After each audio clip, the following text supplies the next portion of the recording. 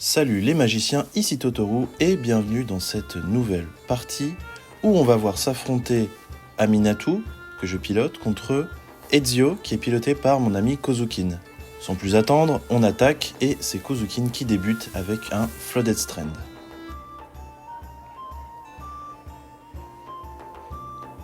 Donc pour le coup, c'est un match-up qui est assez serré. Je pilote la liste de Oni, Adrien Oni, qui joue une version un petit peu plus blink. Ça me permet également de vous dire que une deck tech de la liste de Oni sortira sur ma chaîne YouTube, si ce n'est ce week-end, dans la semaine prochaine. Cela étant dit, c'est un match-up qui est vraiment très serré, notamment parce qu'il y a des powerplays des deux côtés et que Aminatou est vraiment capable, avec son -1 notamment, de générer de la value et donc de rattraper la tempo que Ezio cherche à gagner. Donc au T1, je sonde un petit peu la main adverse avec une Thoughtseize, une saisie qui va retirer le Tef à 3 qui sera vraiment embêtant dans le futur.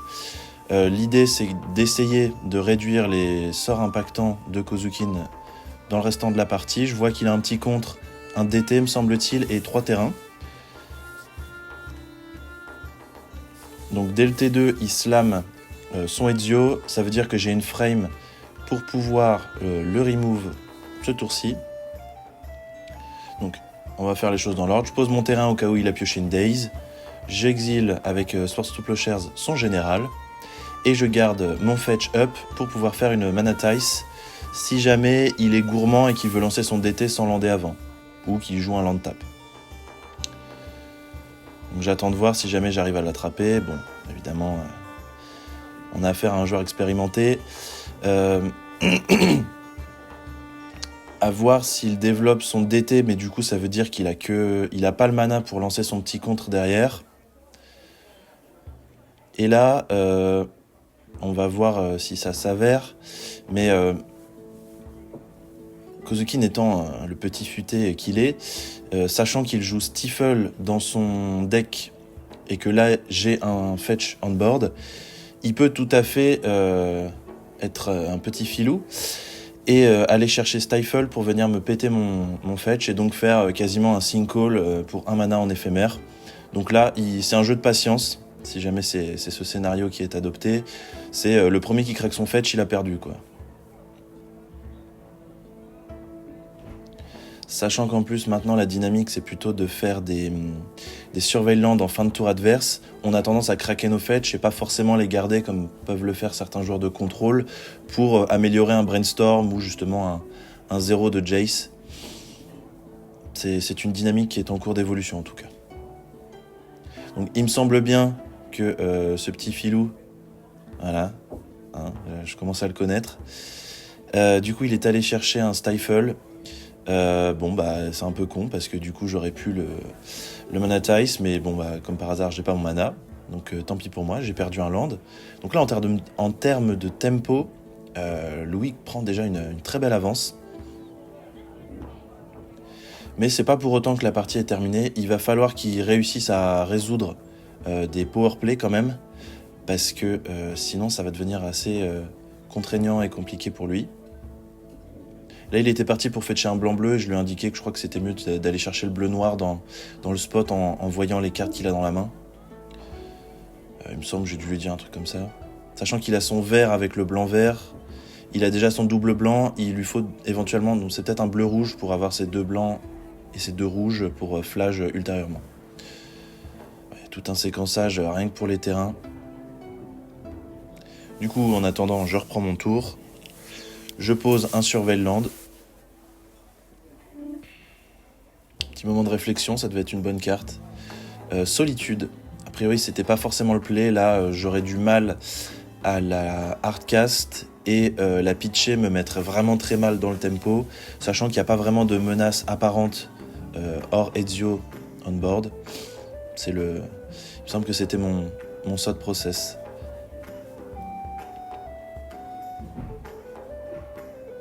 Du coup, voyons voir ce que Kozukin va nous proposer. Donc il pose son mana vert. Il attend.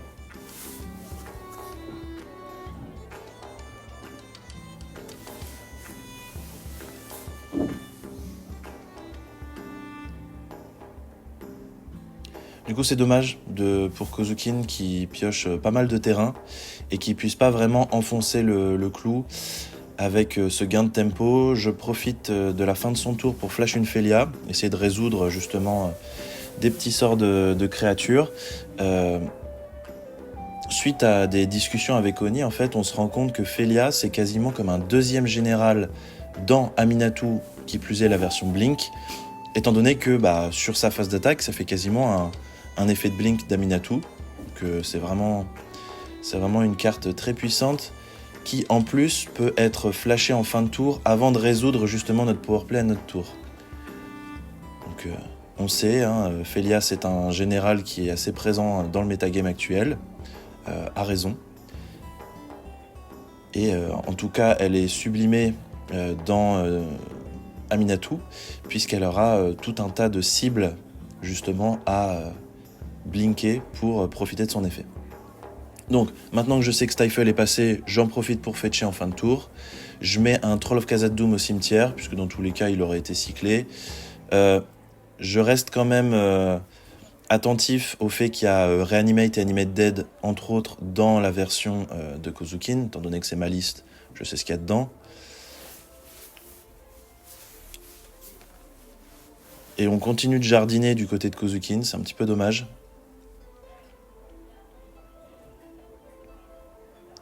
Pour 4, il nous propose Ezio, et il me semble que je lui signale qu'il pourrait faire un Scry 1 avec Pass of Ancestry. Et je crois qu'il n'avait pas lu la carte jusqu'au bout. Ou qu'il s'en souvenait pas.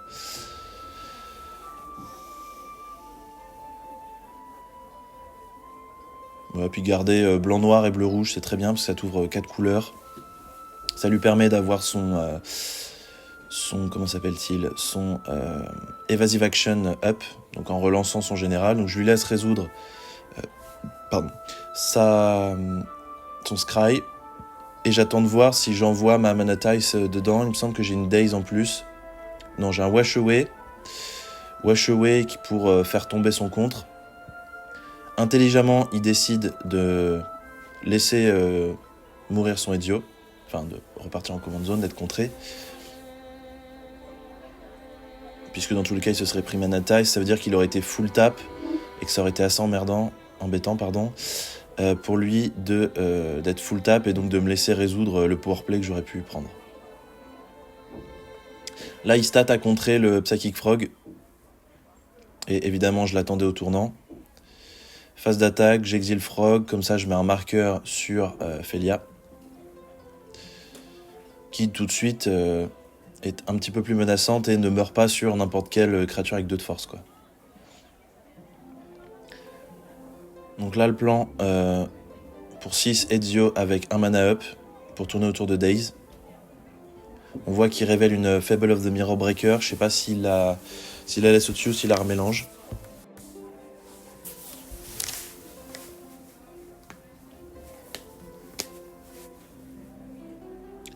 Je continue de dérouler tranquillou mon plan de jeu.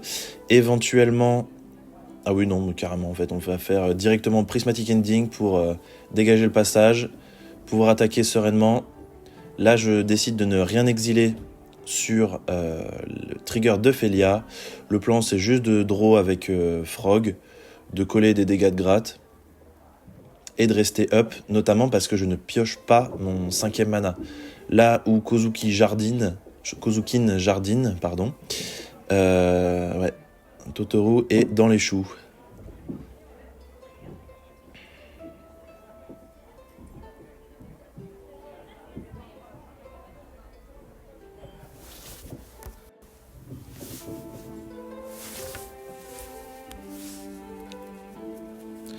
Donc voyons voir ce qu'il a à nous proposer. A priori, il a draw sa Fable of the Mirror Breaker, donc il aura au moins un powerplay à proposer. Sachant qu'une Fable, quand même, si elle n'est pas check, pose tout de même 2 body plus du loot. Donc je vais pas vous refaire tout le carton, mais c'est quand même... Il y a des lignes de texte, quoi. Bon, en l'occurrence, le jeton de Fable va être exilé sur Felia si elle n'est pas gérée. Donc c'est pas si relevant que ça. Mais par contre, Pipin, ça peut devenir embêtant. Alors là, pour le coup, c'est moi qui ai fait une petite confusion. Dans ma tête, Pipin était humain. Mais en fait, non, pas du tout. Puisqu'on se rappelle le lore de Lord of the Ring, c'est un alphelin et pas un humain. Donc du coup, il n'y a pas de scry sur Pass of Ancestry. Pour le coup, j'essaye de le contrer avec une Manalik. Manalik qui se prend un Loose Focus. Loose Focus qui se prend une Daze. Pfiou, rien que ça. Donc dans tous les cas, je touchais pas mes terrains, donc c'est pas très grave de me mettre à 3 terrains au lieu de 4. Ça me permettra de refaire un trigger de Surveil. Au final, j'en sors quasiment gagnant. Bon, par contre, là, on est quasiment dans une small game puisque on n'a plus de cartes en main. Donc là, finalement, je me dis que j'ai pas forcément envie de piocher Prismatic Vista, sachant que je suis à 13, je suis à un coup d'Ezio de Clamsouille, donc on va quand même faire attention. Là, le TEF, il fait quand même vachement plaisir, parce que sur un adversaire qui est full tap, qui a une carte en main, je crains pas grand-chose. Bon, évidemment, je perds un peu sur Daze. -1, vas-y que je te bounce ton TEF. En général, faut pas être trop agressif sur les triggers de TEF, mais là, vraiment, le but, c'était de... Ah ouais, et il me montre qu'il avait Force Spike en main. On attaque du coup la deuxième partie. Étant donné que je l'ai remporté, c'est donc Kozukin qui démarre la deuxième. Encore une fois avec une Flooded Strand. Il profite du fait que j'ai pas de mana bleu, donc pas forcément accès à Stifle ou ce genre de bêtises, pour fetcher. Très probablement dans un Surveilland, que ce soit le blanc-noir ou le bleu-rouge. Il me semble que à ce moment-là, j'avais déjà retiré le Triumph Sultai qui était en test lors du tournoi Mana Full. Du coup, Kozukin va chercher une Taiga, Tundra. Toujours une petite confusion entre les deux. La majorité de la game se situe dans les premiers tours pour savoir si Ezio arrive à prendre une tempo suffisante pour que Animatu n'arrive pas à en revenir. Mais il y a aussi un enjeu dans le late game par rapport à qui, dans une small game où on a fait du 1 pour 1, où on a échangé nos ressources, qui réussira à résoudre les sorts les plus impactants. Dans Aminatou, il y a pas mal de lignes de play assez unfair, par exemple avec Métamorphosis Fanatique, qu'on peut, s'il est dans notre main, remettre au-dessus avec Aminatou, et le tour d'après, le jouer pour son coup de miracle pour 2 mana, en ayant du coup du mana up pour pouvoir défendre notre sort. Pour peu qu'on ait un Troll of Khazad-dûm qui soit passé au cimetière ou autre à réanimer, ça peut devenir vraiment très menaçant assez rapidement. Bon, en l'occurrence, il y a des échanges de cantrip un petit peu dans tous les sens. Pour 2, on propose Ezio. Je crois qu'il s'est pris un contre.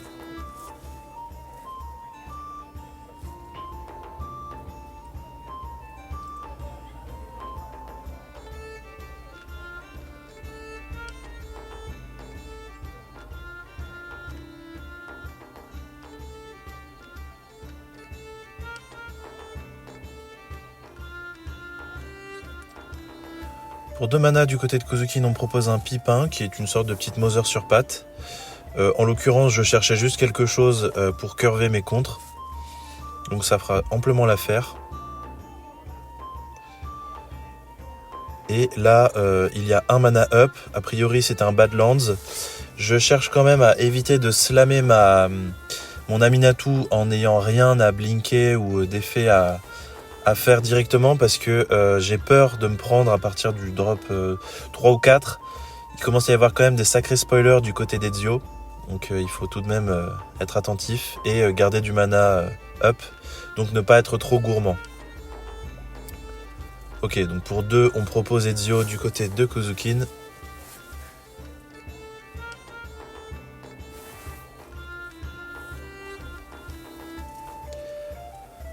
En fin de tour, je flash une Felia. Donc, comme j'ai pu déjà l'évoquer, deuxième général ou simili partner d'Aminatou. Un des play patterns qui est vraiment gagnant dans Felia, c'est de faire à la fin du tour 2 de l'adversaire Felia, à notre tour, un power play, que ce soit à 2 ou 3. Ça nous permet de faire une phase d'attaque et de l'exiler, donc de profiter 2 fois des ETB de notre permanent, sachant qu'en général, l'adversaire n'aura pas de mana pour réagir sur les 2. Donc là, je commence par tâter le terrain, vérifier un petit peu ce que va me proposer Kozukin avec une saisie qui montre Swords to Plowshares, Flash. Et après, j'ai pas bien vu tout le reste. Je crois que c'est 2 terrains. Peut-être un contre. Ah non, pardon, c'est un Emperor of Bones qui du coup pourra être assez problématique puisqu'il pourra venir exiler quelques petites cartes de mon cimetière, mais aussi des créatures qu'il pourra réanimer ultérieurement. Emperor of Bones qui est excellent quand combiné avec Raffine, puisque Emperor of Bones permet de réanimer une créature à chaque fois qu'il prend des marqueurs +1/+1. Donc, play assez puissant que je vais proposer. Je vais faire une Oath of Kaya qui va venir détruire Ezio. Phase d'attaque, j'exile la Oath of Kaya. Étape de fin, elle va revenir et faire une Lightning Helix. Donc là, on a l'impression que je joue Flash alors que je joue même pas rouge. Ça, c'est des lignes de play qui peuvent être quasiment considérées comme aggro. Donc c'est la partie assez agressive de midrange où il y a juste des play patterns qui sont assez puissants. Il faut quand même que je fasse attention parce que certes, j'ai un petit matelas de points de vie pour temporiser, mais il y a quand même pas que des cartes mortes dans la main de mon adversaire. Au contraire, a priori, ma Felia passera pas le tour. Et il suffit d'une gestion à cette Oath of Kaya pour que l'adversaire revienne vraiment dans la partie. Donc rien n'est gagné.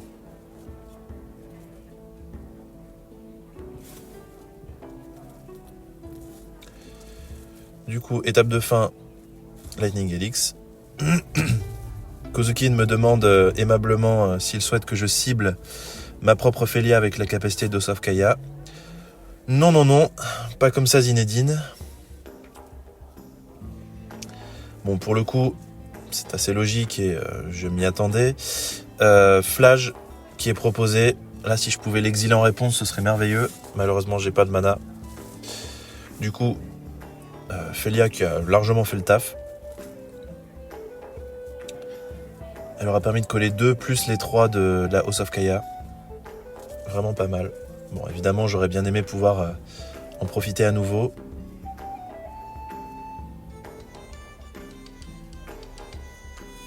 Là, je pense que le play, c'est de jouer Aminatou dans un board vide. A priori, il y a une carte up du côté de l'adversaire, donc il n'y a forcément pas de faux ou de fun pour Aminatou. Peut-être qu'il a un contre, mais généralement, ça va être des petits contres disruptifs, donc pas des contres secs, comme Counterspell. Donc je décide quand même de faire attention, de ne pas attaquer tout de suite. Et on pioche une Leyline Binding du côté de Kozukin qui pourra vraiment devenir pertinente et exiler la Oath of Kaya au moment où je souhaiterais faire un -1 d'Aminatou.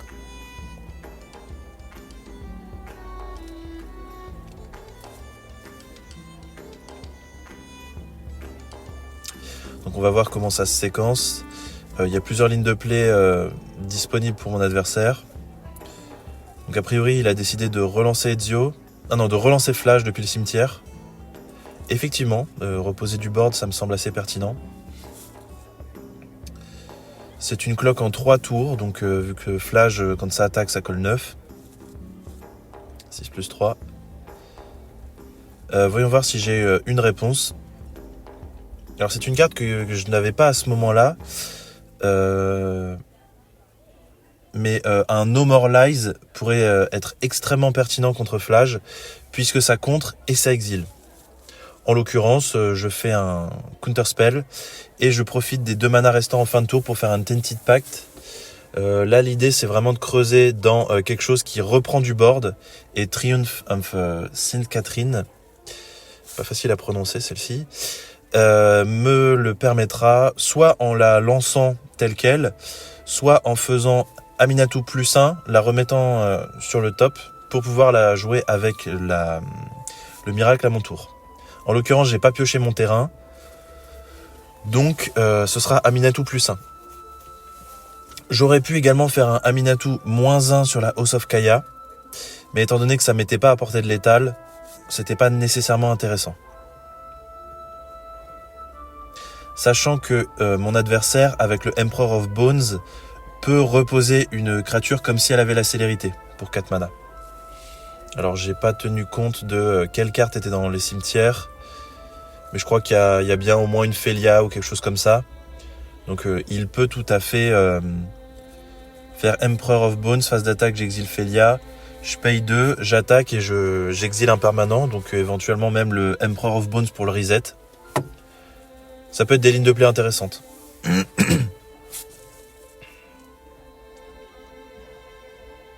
Donc on voit qu'effectivement il y avait encore le Triome à ce moment-là. Triome qui a été remplacé par un 3e Surveilland. À ce moment-là, je crois que j'hésitais entre le Surveilland bleu-noir et le blanc-bleu. Au final, c'est le blanc-bleu qui a primé, notamment pour adapter la mana base à Flage. Puisque le bleu-noir ne propose ni blanc ni rouge pour faire le double blanc, double rouge. Voilà pour la réflexion. Sachant qu'en plus, Triome, c'est bleu, noir, vert, à savoir ni blanc ni rouge. Donc au final, ça fitait pas complètement avec cette envie d'optimiser Flage, qui est quand même une sacrée brique pour la mana base.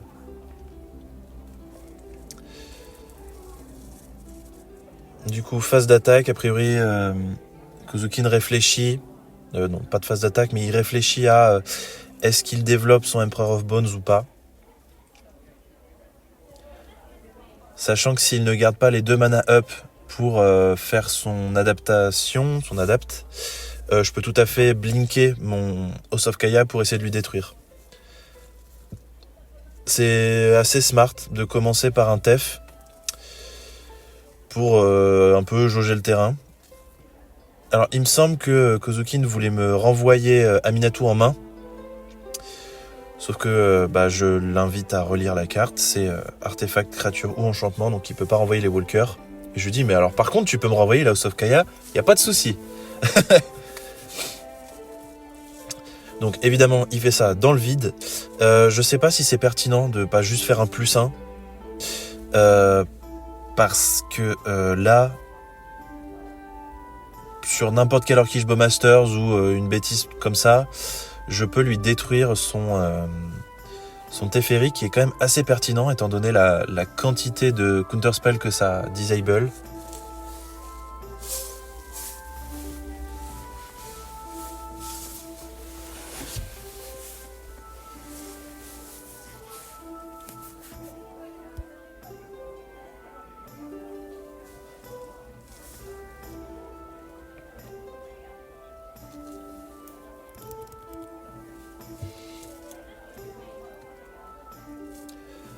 Grand moment de réflexion.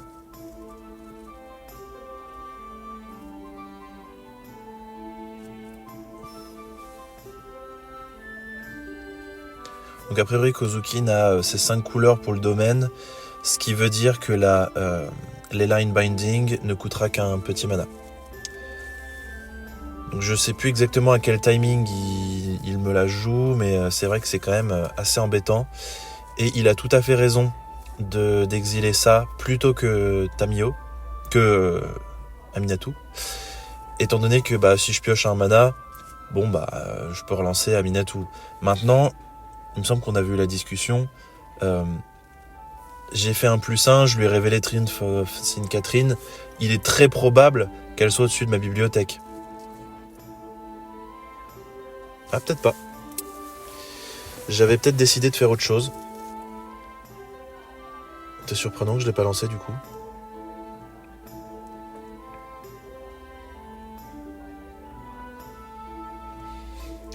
Pour le coup, cette fois-ci, je remets Triumph of Saint Catherine. Ah mais non, je sais pourquoi.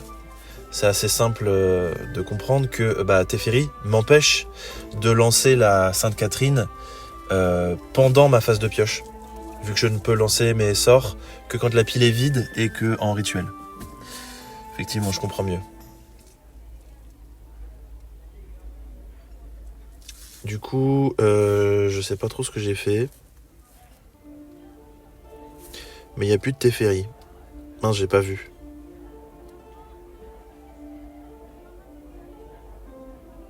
Bon, tant pis.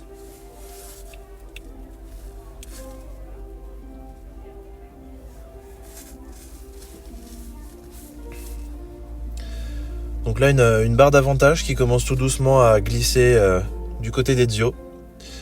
La partie est en train tout doucement de me glisser des mains, sachant que j'ai toujours la Sainte Catherine qui est au-dessus, donc ça va me permettre de reposer une 5-5 vol lien de vie, qui est assez difficilement gérable, puisque quand elle meurt, on la remélange dans le top 6 de notre bibliothèque.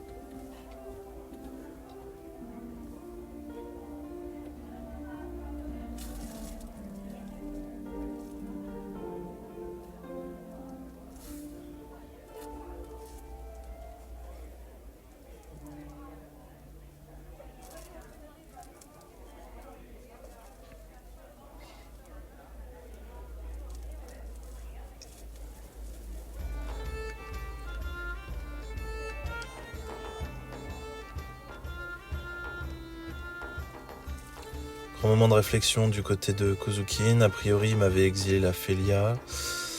A priori, pour 2, il nous fait une adapt. Donc Félia arrive en jeu.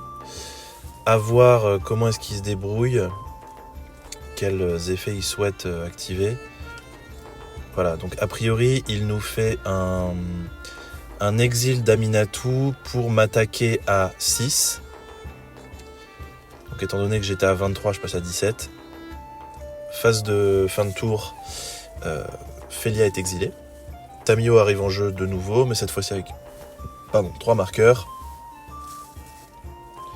Du coup, du dessus de la bibliothèque, cette fois-ci, je peux flasher ma Triumph of Sainte Catherine. Ah, elle a pas le vol. Elle a juste lien de vie, mais bon, c'est déjà pas mal. Plus 1 à nouveau d'Aminatou. Il me semble qu'à ce moment-là, j'ai pioché un Métamorphosis fanatique que j'ai donc mis au-dessus de la bibliothèque.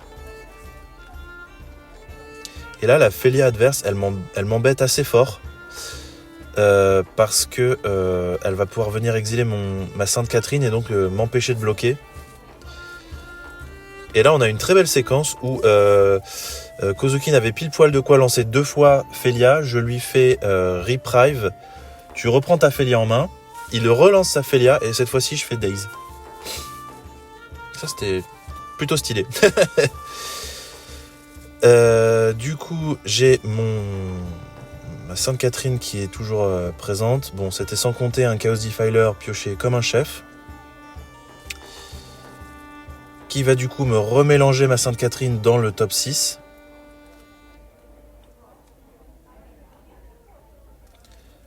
Donc je remélange, je les remets au-dessus. Et avec un peu de chance, j'aurai une des deux... en fait, j'ai une chance sur 3. Étant donné que j'ai mes 2 créatures avec Miracle au-dessus de la bibliothèque. Faudra juste essayer de pas fetcher pour remélanger tout ça.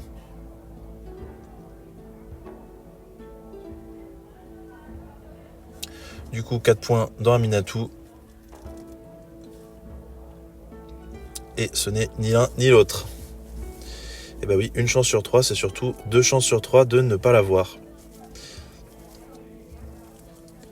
Pour le coup, j'ai pas trop le choix que de mélanger mon dessus de bibliothèque. Je vais faire un Spell Seeker. J'annonce immédiatement que je vais faire un Swords to Plowshares dans Chaos Defiler, parce que sinon je remonterai jamais dans la partie. Et j'ai ma petite Spell Seeker qui pourra éventuellement être blinkée ou au pire Chumblock un Emperor of Bones qui commence à être un peu embêtant tout de même.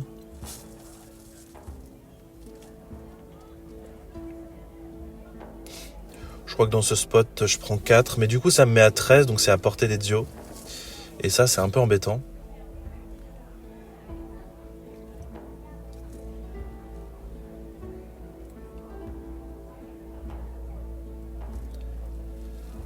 Pour 4, Ezio.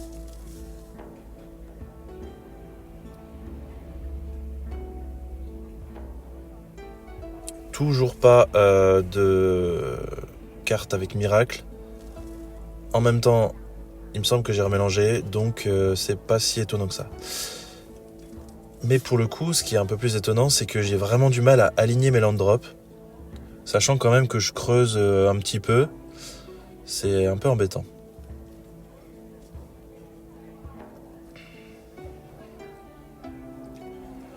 Du coup, pour 5, Aminatou, qui va se prendre sa meilleure... Ah non, Cling to Dust en réponse pour essayer de piocher un contre.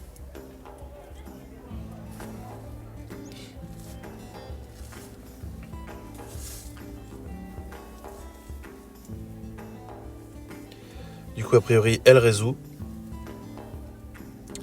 Et je me demande si dans ce cas de figure, on fait pas -1 sur Spellseeker. Non, je préfère faire un +1. Ouais, -1 Spellseeker dans Balance, ça aurait pu remettre un peu les pendules à l'heure. Dommage. Pour le coup, j'ai fait un +1 donc pour essayer de setup potentiellement quelque chose, de creuser un petit peu plus, de remettre une carte qui n'est pas active au-dessus pour avoir justement toutes mes cartes actives en main. À voir si ça s'avère payant ou pas. A priori, ce n'est pas le cas. Donc c'est donc Kozukin qui remporte la deuxième partie.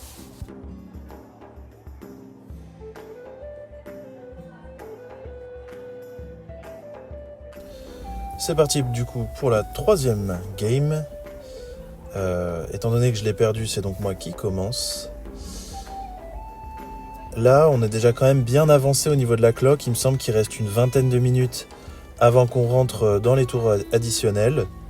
L'idée, c'est quand même d'essayer de désigner un vainqueur à la fin de cette partie, puisqu'on est à la ronde 1. Commencer par une draw, c'est vraiment pas terrible. Sachant que dans ce genre de petit tournoi en boutique, il n'y a que 4 rondes.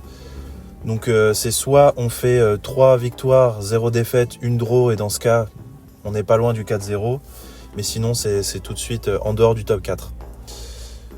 Donc, Kozukin profite de la fin du tour pour aller cycler un Troll of Khazad-dûm ainsi que fetcher sa Prismatic Vista. Sur un malentendu, il peut toujours lancer une Animate Dead ou une Reanimate pour essayer d'aller arnaquer une partie.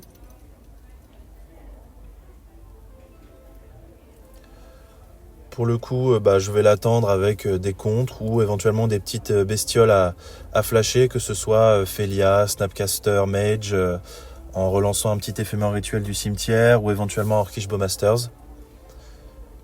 La liste est longue. C'est vrai que dans les récentes extensions, on a quand même eu beaucoup de créatures, plus que les sorts, beaucoup de créatures qui ont été assez fortes et pertinentes. Donc justement, je propose une Felia qui prend Force Spike.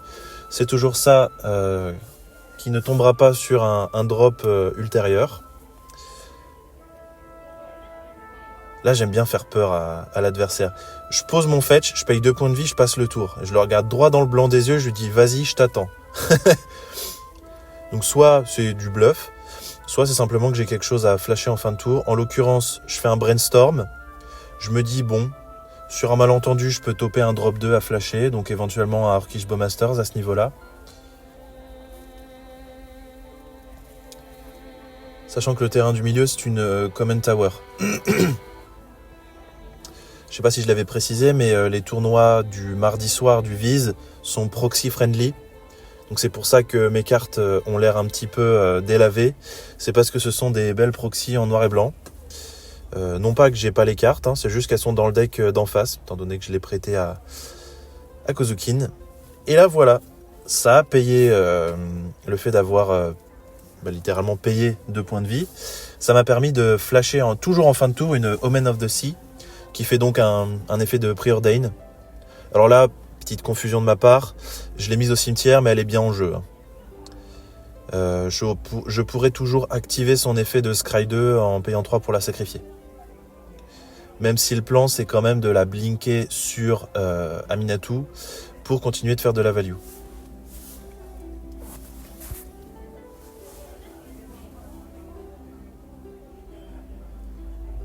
me semble que je m'en rends compte un petit peu plus tard. Oui, voilà, c'est ça. Du coup, on a Kozukin qui fetch un Surveillant bleu-rouge. Surveillant qui sont vraiment fort utiles, notamment pour remplir le grave, parce qu'on a quand même pas mal de synergie avec Ezio, que ce soit Flash, Cling to Dust ou même Detective Phoenix. C'est des cartes qui demandent quand même un minimum de setup et au-delà de simplement filtrer nos draws et donc du fait qu'on fasse le surveil, ça nous permet d'éviter de piocher des cartes qui sont pas forcément pertinentes dans les match-ups. En l'occurrence, je joue une version qui n'est pas la version Reanimator d'Animatu. Donc les effets de Cling to Dust et autres sont forts mais sont pas non plus essentiels pour le match-up. Donc Kozukin continue de dérouler son petit plan de jeu. On fait land drop contre land drop. On essaye de faire du 1 pour 1 des deux côtés, voire de faire du card advantage et du 2 pour 1.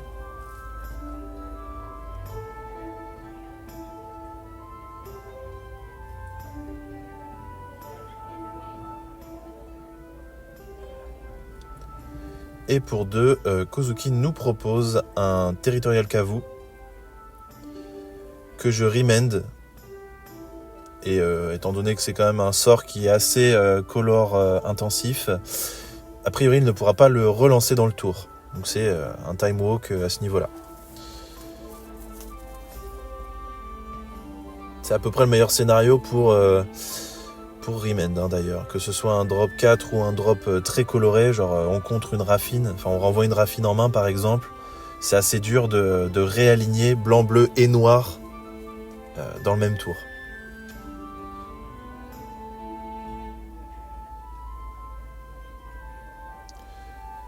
Donc l'idée c'est peut-être en fin de tour de Kozukin de scry 2, puisqu'a priori c'est quand même assez faible de blinker un Omen of the Sea. Le revoici, le revoilà, le Kavu, qui me semble-t-il est 5-5 hein, quand même, c'est une belle patate, une belle brique.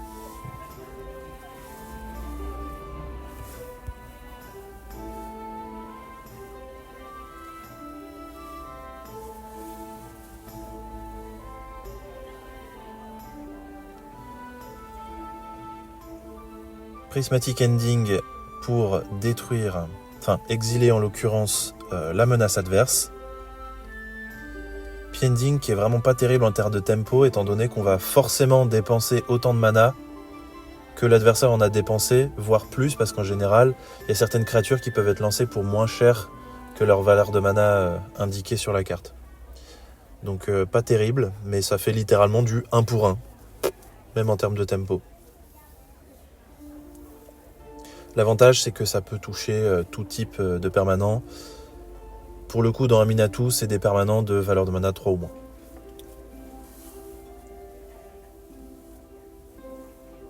Dans 5C, on lui préfère les line binding.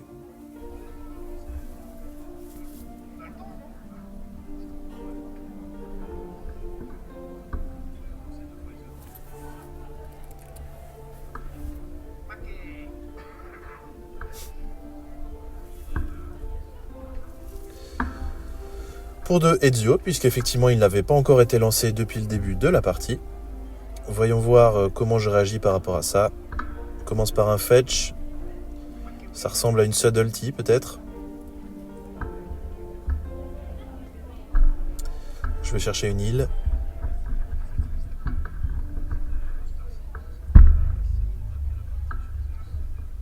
Ah, on voit que j'ai un Barrogoyf en main. J'ai une P-Tide aussi pour exiler tous les terrains adverses. Donc en réponse à Ezio, je regarde un peu le top 2. Bon, a priori j'ai aucun sort de draw, mais ça me permettra de filtrer un peu le dessus de ma bibliothèque.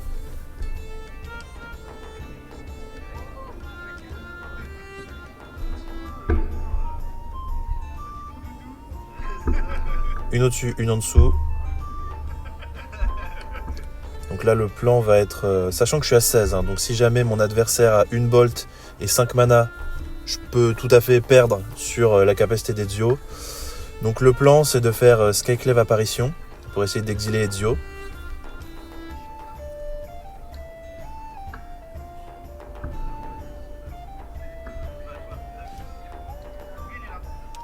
Et Kozukin a l'air de vouloir stifle la capacité de TB.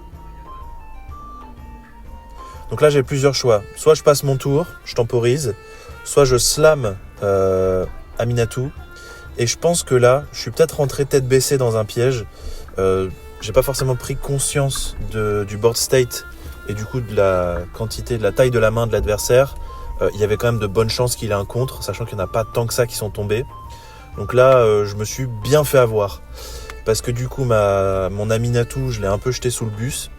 Alors que j'aurais pu proposer un Barogoyf qui m'aurait permis de double bloc Ezio, donc il n'aurait pas pu attaquer. Et ça aurait fait tout autant le taf. Donc un peu déçu de mon decision making là-dessus, mais enfin bon. On va dire que ça reste à la marge, donc c'est ok. Sachant pour ma défense que c'est la première fois que je pilote Aminatou. Mais ça n'excuse pas les petites erreurs de jeu. Après, c'est pas plus mal du coup de pouvoir revisionner les parties qu'on fait, parce que ça permet de voir justement, ah tiens, en ayant le recul de la partie, est-ce que j'aurais fait des choses différemment pour essayer, lorsque le cas de figure se reproduit, de faire justement le bon choix. C'est là toute la part d'entraînement qui fait la différence, notamment entre les joueurs moyens et les joueurs qui performent vraiment régulièrement. Bon, du coup, je me prends ma petite claque et vas-y que je te pose Aragorn. En plus, je suis full tap. Ah non, là, c'est la sauce. Sachant que s'il est bon, Kozukin, il aura encore un contre pour Aminatou que je vais très probablement relancer au prochain tour. Parce que là, le plan, c'est très clairement de blink l'apparition pour exiler Ezio, voire Aragorn, même si possible. Bon, bah du coup, on peut oublier ce plan de jeu-là. Flash qui détruit l'apparition. Là, je suis dans une sauce, mais monumentale.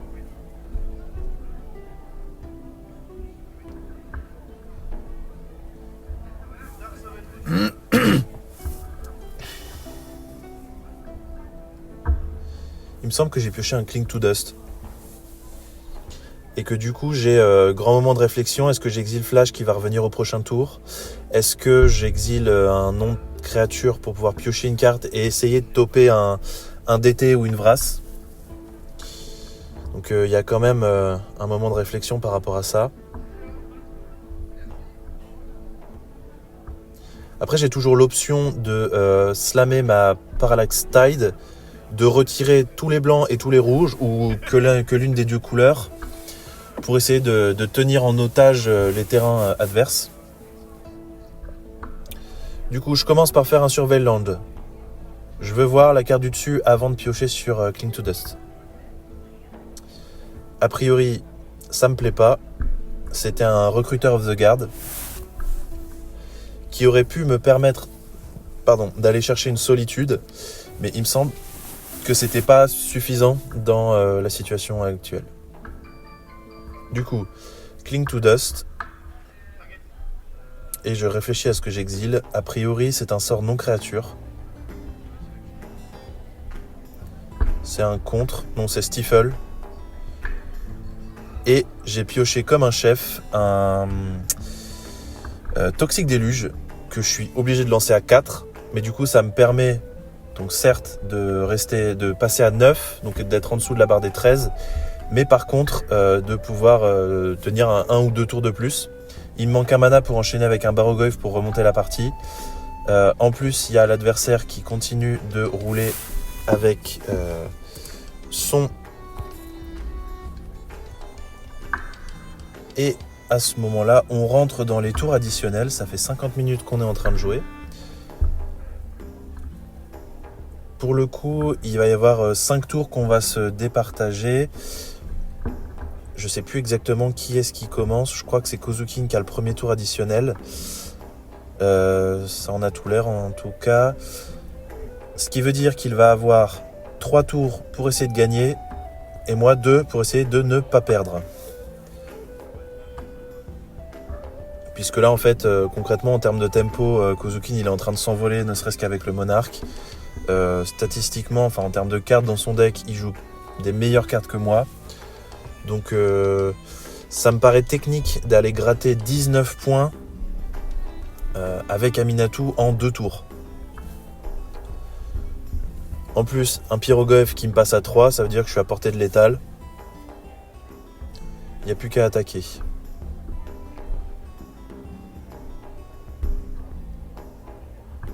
Donc je demande quand même qu'on traque la taille du pyro. Bon, dans tous les cas, il est plus que létal.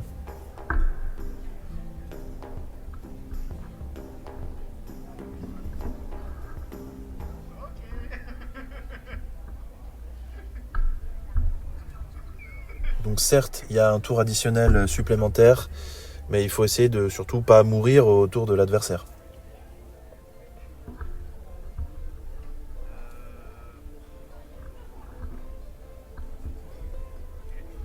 Oula, une carte qui me glisse des doigts, qui me glisse des mains. Wishclaw Talisman, qui est une sorte de DT sur patte. Alors extrêmement dangereux parce qu'on donne la carte à l'adversaire, donc on lui donne l'opportunité de faire un DT. Là, en l'occurrence, c'est triple DT. 2 pour moi, 1 pour Kozukin. Et là, qu'est-ce qui me sauve ? Rien. Qu'est-ce qui m'empêche de perdre ? Bon, on continue de chercher. Je me souviens plus exactement ce que j'étais allé tuto, mais c'était quand même un raisonnement qui était assez complexe. Parce que là, en plus, il y a Flage qui est dans le cimetière. Donc ça veut dire qu'il faut que je gère à la fois Pyrogoyf, que je me dépatouille pour pas que l'adversaire y repose Ezio, qu'en même temps il faut pas qu'il exile, qu'il rejoue Flage. Autant vous dire que c'est assez compliqué. Mais enfin, il y a de la ressource, donc on y va.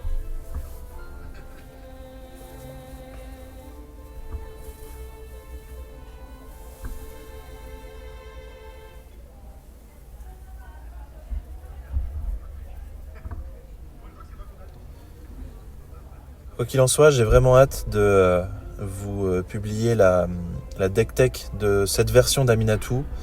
C'était vraiment chouette de pouvoir revenir un petit peu dessus avec Oni, qui, si ce n'est le créateur, en tout cas, il a bien promu la liste. Il a vraiment bien taffé dessus, justement, sur les biquettes. Donc j'ai hâte que vous puissiez m'en faire votre retour. Ça faisait quelques temps que j'avais pas fait de deck tech, donc je suis assez content de revenir et de débuter l'année 2025 avec une chouette deck tech et un chouette invité. Alors, il me semble que j'ai réussi à trouver donc un des derniers removals à 1 qu'il me reste, parce que mon plan c'est de poser Barogoyf, je crois. C'est Oust, qui en l'occurrence, étant donné que ça met en dessous de la deuxième... non, ça la met en deuxième position. Théoriquement, il n'est pas censé la repiocher, je crois. Il gagne 3 PV, mais à ce niveau-là, on s'en fout. C'est quand même un peu fatigué d'aller chercher Oust sur un talisman. Talisman, c'était quand même vachement plus fort quand ça allait chercher Combo Breach. Après, la puissance de la carte dans Aminatou, c'est surtout que on peut l'exiler avec le -1 d'Aminatou et la récupérer sous notre contrôle, donc faire des DT à tous les tours. Et alors là, c'est une partie qui est remportée.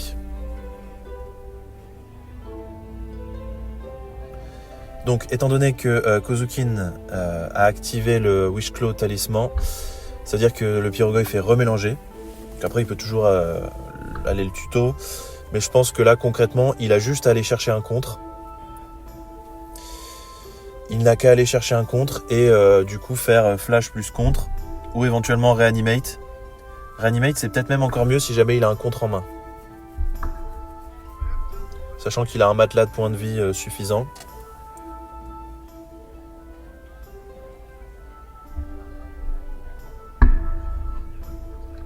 Je ne sais pas à quel point il lui restait suffisamment de cartes dans le cimetière pour relancer Flash plusieurs fois dans le tour. C'était une option éventuelle également. Mais après, on voit qu'il a au moins 2 terrains qui ne permettent pas de le faire. Donc un petit peu plus compliqué quand même.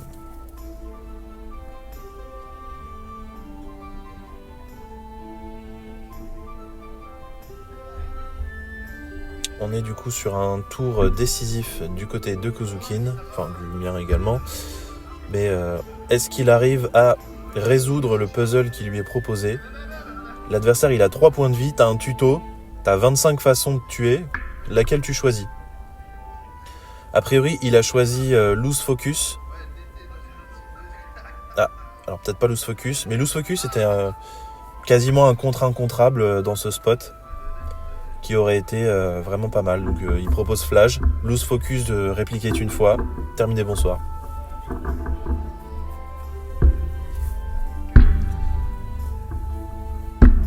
Mais il me semble qu'il a pris Reanimate.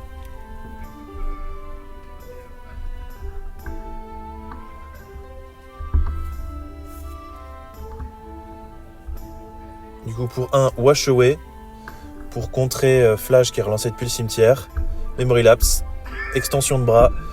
Félicitations à Kozukin qui remporte ce match de longue haleine. Bien joué à lui.